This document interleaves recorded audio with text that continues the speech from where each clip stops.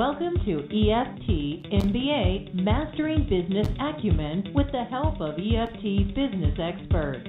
Learn the marketing, mindset, and skill set you need to create the EFT coaching practice of your dreams. Visit www.eftmba.com for more information. And now, here's the EFT training team that embodies the art and science of EFT, Alina Frank and Dr. Craig Weiner.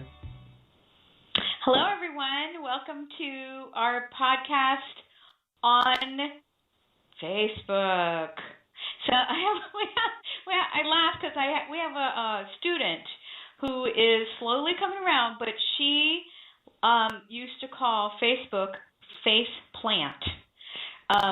So averse was she to really engaging, I think, in social media. But so we're here to cut through and tell you the lowdown, what you need to know to have a successful EFT business and use and not, so it's use and engage and avail yourself of the wonderful tool that Facebook is. And not have it be the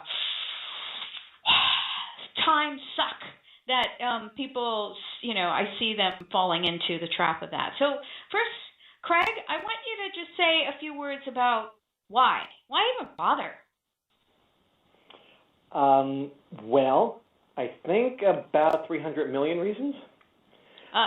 Wait, it's 700 billion minutes per month on Facebook and 500 million active users.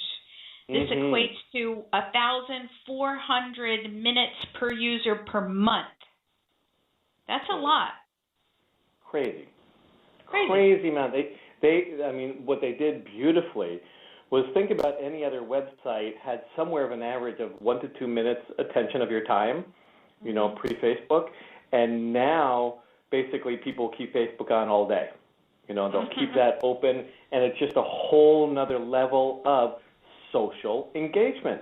And if we're talking about your business, you need to engage socially because those are your potential clients out there. Right? Yep. So all it is a means, right? It's not good, bad, or whatever. It's just one means that you can choose to participate in that has a heck of a lot of people participating whose eyes and ears that you can capture. Excellent. Right? Yep. So before we launch into our top 7 tips for Facebook, you wanted to make a few announcements. Sure. Just a couple of things. Number one is upcoming shows. We are doing a series of 4. So basically, our top 7 tips for Facebook you're listening to. Then we're going to do, the next show will be on LinkedIn. The following show will be on Twitter, and then on Pinterest. So 4 shows in a row on the top 4 social media platforms that you're most likely to use for growing your EFT business. So that's one, just to keep tuned. And I also... I hear you. Yeah. Okay, go ahead, and then I'll jump in, because there's so much to say about Facebook and these other things. So, go ahead with the other announcement. Number 2 is, because this is a show that basically just touches on all the information that we provide on EFT MBA, the podcast, in the EFT MBA 6-month success training program.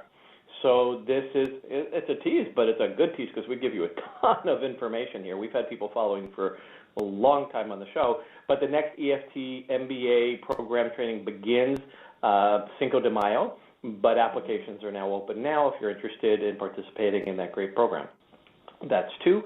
And number 3, I am totally excited. And I know this isn't an evergreen announcement, but they have launched the 2015 World Tapping Summit, and guess who is on this year?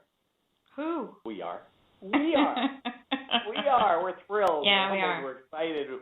So anyway, if you're not already signed up and registered for getting all the great free, tremendous speakers and presenters, including us on day 7, then please make sure and go ahead and do that. It starts February 23rd, is the 10 days, but there's lots of great free stuff beforehand. So for sure. Tapping, so you can check us out on the EFT MBA, in lots of different ways, EFTtappingtraining.com. Yes, lots please of ways be to clear. find out. Where can people find us? Where can people find us to engage? To engage, why the easiest place to engage is on Facebook. Of course.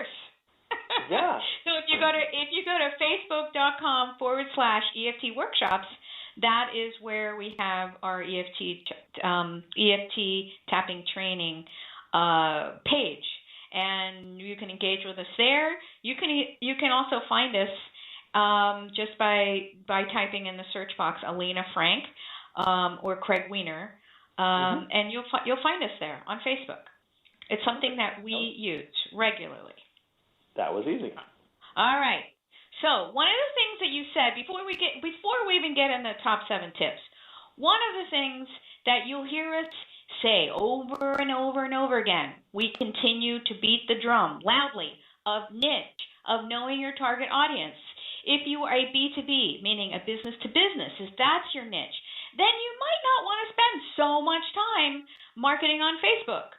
So you really do, above everything else, before you put these tips into play, you really need to sit down and think carefully about who your target audience is.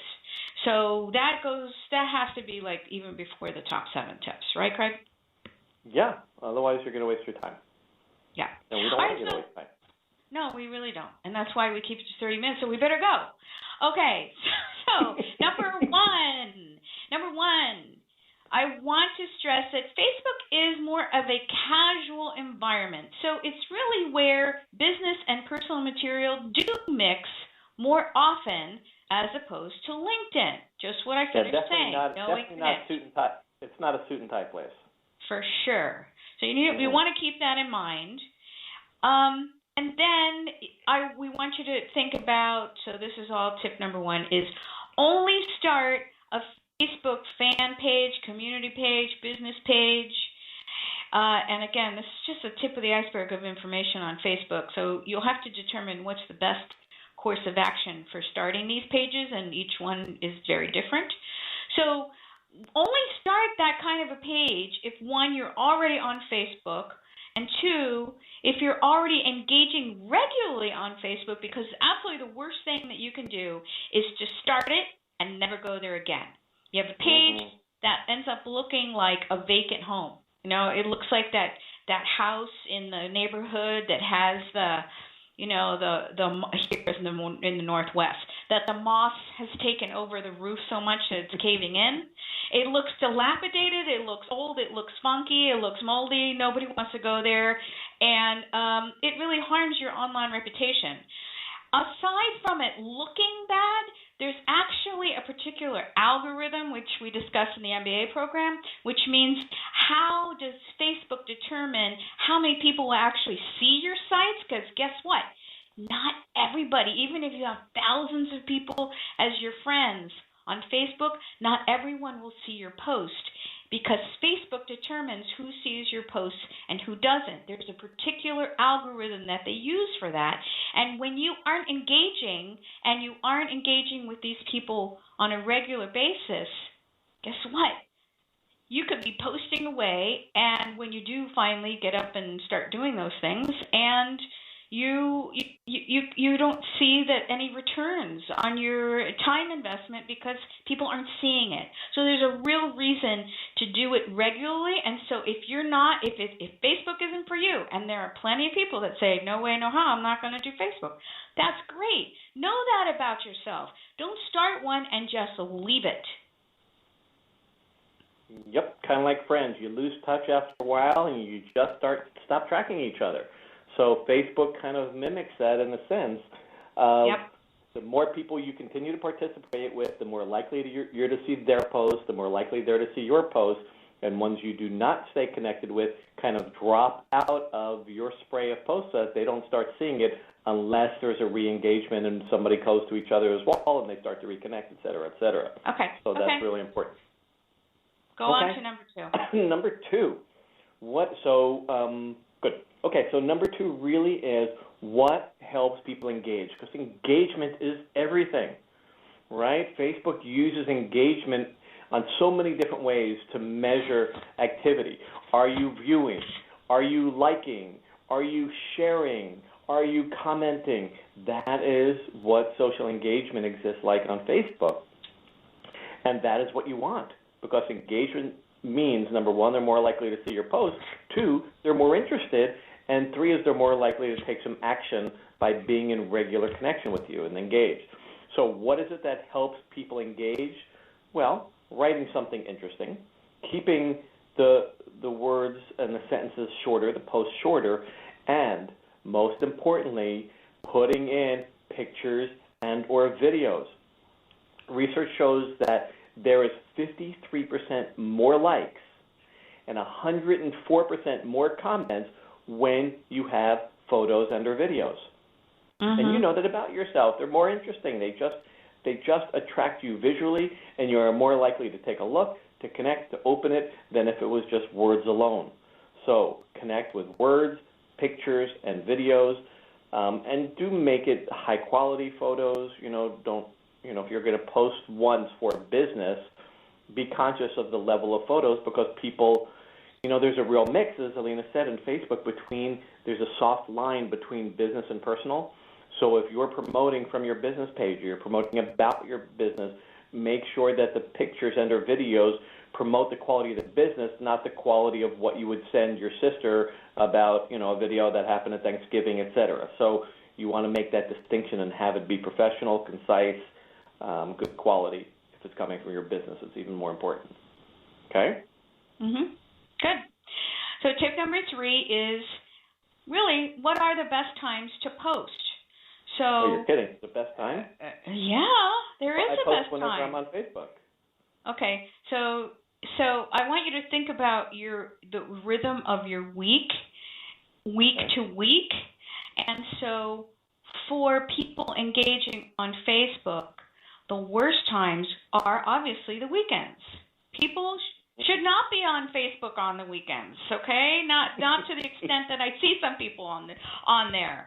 So it's you get a life. You're out and about. Maybe you are doing a quick post of something fun that you're doing, and that's okay. But know that to promote things and in terms of business, the worst times are the weekends before 8 a.m. and after 8 p.m. Those are absolutely the worst times.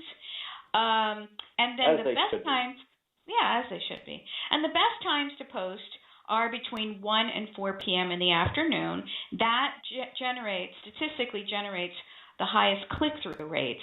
And the peak time, wouldn't you know it, is right in the center, smack dab, hump day, Wednesday at 3 o'clock. So it's like Wednesday, 3 o'clock, people are getting bored with their jobs. They're like, okay, so what's interesting going on? Because I'm bored out of my mind in my day job. Let me check this out, and let me go on Facebook. So peak time, Wednesday at 3 p.m. Right. And what I want to say is each of the social medias you're going to see in the next few shows have different days and peak times for each of them, believe it or not. So this is very specific to Facebook. And in the future shows, we're going to go over best times, frequencies, et cetera, for posting on the other side, on the other social media platforms. Yep. Okay. Next, we talked about when to post. What about how often to post? How about all the time? 24/7, I'm on there all the time. Yeah, you might be on there, but I wouldn't be posting 24/7. There's like this fine line, right? And we all know it that participate on Facebook. Is basically the balance between somebody or business being informative and annoying, right? You could be annoying. You could be annoying. Can I be annoyed or annoying? Probably both. Can one be annoying on Facebook? Absolutely. Like, oh my God, don't you have anything better to do? Jeez, right? You hit that line or whatever line that is for you. The used car salesman of Facebook. Right? We've all seen it. We hate it. Yes. All it is now we can call it Sal, right? Don't call Sal. It's now kind of a new. So anyway, basically there's this line, right? So we want to watch that. We want to be posting enough that people are paying attention, but not too much that we're turning them off. And there have actually been quite a few business studies on this. And the studies have found that posting once a week, for example, on Facebook was so low as to lose connection with your audience. And posting more than two to three times a day from your business was too much and started turning people off. So what they were finding was that sweet spot was really somewhere from 5 to 10 posts per week. So generally once to twice a day. And if you start going below that once-a-day mark, you start having a drop in engagement. And if you start going above twice a day for your business on a regular basis, you start turning people off. So that seems to be what business studies are showing for businesses on Facebook. Again, this is a distinction from personal posts, although it may be, but the study was for businesses. That's sweet spot. So I want to connect tip number 3 and tip number 4 then. So then, given that information, one could set up a schedule where at a certain time during the afternoon on Monday, Tuesday, Wednesday, Thursday, Friday, you're putting a post. Yeah, so that means that you're actually creating in your mind a marketing time plan for your business posts. How often and how many times, and then we're not going to go into it here, we go into it more in the MBA, but there are different sites that help you make those posts in advance, like Hootsuite, et cetera, right, where you can actually program the week, because you might go, oh my God, I'm not going to remember Monday and Wednesday I have a business lunch, and I'm not going to be able to post during that time, and there are ways that you can schedule them a variety of ways in advance. Okay, so yes, and, right? So yes, that's true. However, again, you cross that fine line, because I see it all the time. People that use those automated feeders like you just mentioned, and I know you start to get a sense of what they are, and you check out. You're not engaged. You're, as the consumer, as the potential client, they see exactly what it is that you're doing. They want a real live person. So you can use that to some extent, but don't rely on that, because people, what they want are humans. I mean, we're helping people with some of the most intimate parts of their lives. They don't want a robot, spam bot, somebody just out there, loading up automated feeds into Facebook. It's just not going to fly as an EFT practitioner, right? Yeah, and actually what I meant to say was for those times that you can't post personally, there are ways that you can preload, but that shouldn't be your predominant mode of posting. So thank you for clarifying that. Okay. All right. So that was how often. What next? Number 5. Number 5 is to keep your sentences short and instructive, your comments short and instructive. You can add a call to action if you wish the viewer, the potential client, to take action. But don't overdo it. Again, this is more of a personal, I'm getting to know you and have a sense of you sort of site, rather than sell, hard sell, because people will just turn you off. Also, like I mentioned in tip number 4, anything that smacks of you following any kind of formula, again, people are suspect. We're all bombarded with so much information. So there are a few business coaches out there that have a certain formula that they have their students do, and you'll see it, and we see it, and we look at each other like, oh yeah, there it is again. So don't be robotic. Be authentic. Keep your information short and instructive, and keep it relevant to your niche. But also know that, again, there's that soft line. So if you're into cats and you love cat videos, then for sure, why not have people know that about you personally? Do a cat video every once in a while. If you like to bake and you want to share your favorite cookie recipe, then people want to know a little bit that you're human.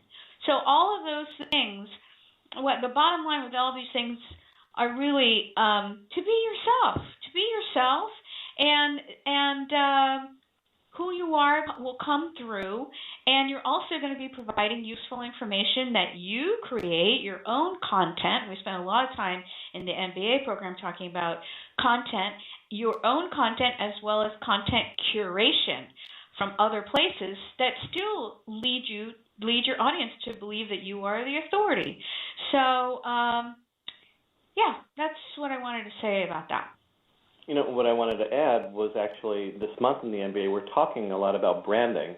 And one of the phrases that goes into what you were just saying is you are your brand as an EFT practitioner. So, you were just kind of talking about cat videos, and I watched myself going, wait a minute, that's personal. In other words, because who you are is your brand as an EFT practitioner, people want to have a sense of who you are. If somebody is, talking about Whole Foods, I don't expect to see a personal about cats video from the president of Whole Foods. No. Right?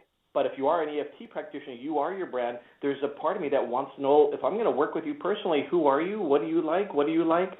So inserting those occasional personal pieces is acceptable, even as a business fan page, a business page on Facebook, because you are your brand. So I just wanted to clarify that. And it's surprising how much engagement you'll get from those things. Like right now, I posted something about my breaking up with my PC, and because relationships is what I specialize in, is my niche. I worded it to sound like I was breaking up with someone, that it was so painful, and it was a decision that I'd been considering for years, but the pain of it was just going to be too great without it, and all this. And at the bottom, I said I'm thinking of breaking up with my PC and getting a Mac. And what do you guys think? And I got over 100 comments on that because it's something personal. It's a struggle, and people have been there and can relate to it. And so I got a lot of engagement through that. So that's just an example of how something personal can absolutely create lots of engagement in Facebook for you. Mm-hmm. Yep. Okay. Good example. Oh. All righty. Number 6. Yeah, let me do this number one. 6. Why don't you do number 6? Yep. I will, because it's been an interesting phenomenon that I've seen just in the last, I think, 6 to 12 months. And if somebody had told me, go on Facebook because you're going to get all these people trying to contact you and to schedule sessions in there. If they had said that to me years ago when I started regularly being on Facebook, I would have said, no, you're kidding. I don't know how that's possible. It's not formal enough. They're not going to my website, all these things. And it's hilarious. In the last 6 months, I can't tell you how many people have communicated with me using Facebook instant messaging. So there is what tip number 6 is really to spend some time, if you're new to Facebook and it's something that you think you might be interested in, really learn how to use the different features inside Facebook, including the instant messaging. So, like I said, I've had people requesting appointments with me over Facebook instant messaging, and I could have never imagined it. But conversely, I've tried to communicate with other people, not about appointments or things, but just thought, okay, I see them on there. I'm already in Facebook. I might as well, I'm here. It's easier to send them a message than it is to send them a formal email. So I'm just going to send off an instant message. And I won't hear from them. I won't hear from them. I'll finally end up having to send an email. And some of these people, they contact me responding to my message 6 months, a year. I didn't have somebody respond to an instant message that I sent them 2 years ago because they just didn't understand that feature inside Facebook. They said, oh, I didn't even know this was here. So if you're going to be on Facebook, expect people to go there and try to communicate with you. And so it really behooves you then to really learn the ins and outs and those little tiny things that you just need to be aware of, like the instant messaging feature. Good. Number 7. Tip number 7. Let's do the Facebook business etiquette. Do not pass go with these. All right, yeah. And you know them yourself because you probably hate them yourself, so I'm just going to be a little reminder. Okay, number 1, don't tag people on a regular basis. It's one thing if you tag your mother on your personal page because you wanted to show your friend and picture, okay, that's one thing. But on business posts, what people do is they tag other people and they insert names so that they basically those other people get sprayed with posts, and then there's a general discussion that happens, and anytime that somebody that was sprayed basically adds something and you are now being bombarded by somebody's post that you do not care about because they tagged you. Do not do this. It is the least effective way for somebody to go, oh, that was great. I like that. People hate that. Yeah. I hate that. Many people do. I know. It happens to me, and I immediately just delete the person and I unfriend them. And because I usually, what ends up happening is these are from people I don't even know. Mm-hmm. If you have a personal relationship with someone, then there is more room for that sort of thing. With somebody I don't even know, and they're tagging me because I'm popular and they want to be, get as many people to see their thing I immediately just say, can't do this. I can't. So, and they've crossed the line for me in terms of etiquette. So I just automatically unfriend them. I realize I better back up. What does that mean for people? So if I just wrote a post right now on my Facebook page, my business Facebook page, and then after the message, okay, we have this event happening on Saturday, and then I wrote Alina Frank, John Smith, Frank Jones, all my Facebook friends, where you start to write their name out, and then it pops up, and then you click on it, so their name and basically their email tag is there, and then all of a sudden all those people get that. That's what we mean by tagging that way, not necessarily tagging a photo. The other thing that happens is people will go onto other people's wall, other than tagging, just go directly on their wall and write on their wall without permission. So, go ahead. Again, there's a fine line here. So I would say that if you, I send happy birthday cards and all kinds of stuff on people's walls all the time. And I get people writing on my wall, oh, I'm such a fan. I'm so happy, that you connected with me. Thank you. That's okay. Right. What I've seen lately, and the trend is, not only do I thank you for becoming my friend, but then I'm attaching all kinds of graphics about my business, and here's my website. That is spam. And people don't like it. Yep. And whether that's done via IM or on their wall, either way, it's overkill, especially as a first hello. Yep. Okay. And we've all learned these by making those mistakes, right? For sure. So we've learned along the way. We watch the trends, we watch what's working and what isn't, and that's what we pass on to you, and that's what we do. Okay, so, hold on. I got a bonus. You got a bonus tip.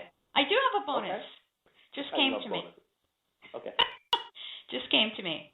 All right, bonus tip. If you're having a hard time getting on Facebook because of the fear of being seen, that is definitely something to tap on. So go back to listen to our show on the fear of being seen and do some major tapping on the fear, because it's niche dependent. But we know a lot of people, including ourselves, that do really well with engaging on Facebook. So it's an area that you should look at and really consider. And if fear is preventing you from doing so, then it's something definitely to work on. Yeah, we just started the Tapping Out of Trauma webinar, and there's always going to be in every webinar online thing that includes like a private Facebook forum, because we use it as a social media forum for private discussions. There's always at least one person that has a very big resistance to Facebook, right. And sometimes it's a legal thing, or they don't want to be exposed, but most of the time it's just a fear of being seen. That's right. Fear of being out there, like people are going to see things they don't want to have out there, kind of like in real life. Right. Exactly. Okay. All right. Okay. Good. That was 8 top tips. Okay. So we'll see you in 2 weeks, and we're going to go through some more social media fun. You can connect with us in all the various ways, including Facebook. You can just look us up, Craig Weiner, Alina Frank, or EFT Workshops, and that'll lead you to one of our pages. All right, until we meet again. Thanks for joining us. And remember... All right, keep on tapping, everybody. Have a great day.